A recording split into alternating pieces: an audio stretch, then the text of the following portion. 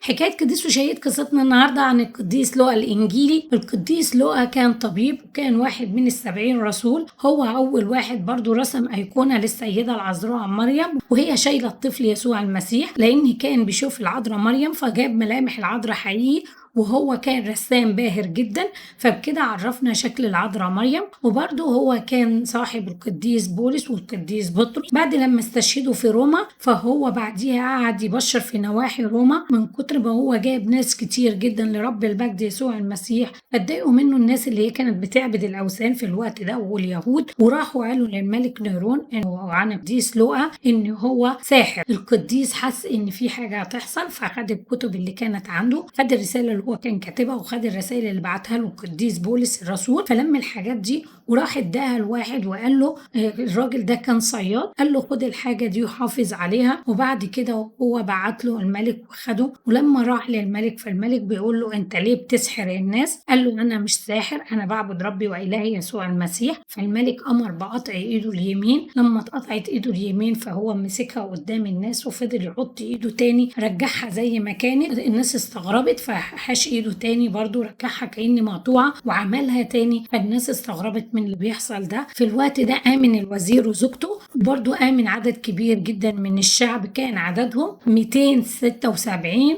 شخص آمن برب المجد يسوع المسيح في اليوم ده. الملك نيرون اتضايق قوي من اللي حصل فأمر بقطع راسهم كلهم ومعاهم القديس لوقا، وقطعوا راسهم. وبعدين أمر إنه كمان جسد القديس لوقا يكون محطوط في شوال من الصوف ويترمي في المية، وفعلا بعد كده عملوا كده. لكن مع إرادة رب المجد يسوع المسيح رجع جسد القديس لوقا إلى الشاطئ الجزيرة تاني. لقي واحد صياد لقي الجسد، خد الجسد وكفنه ودفنه بسلام. دي كانت قصة القديس لوقا البشير، وبركة القديس لوقا تكون معانا ولربنا المجد الدائم إلى الأبد آمين.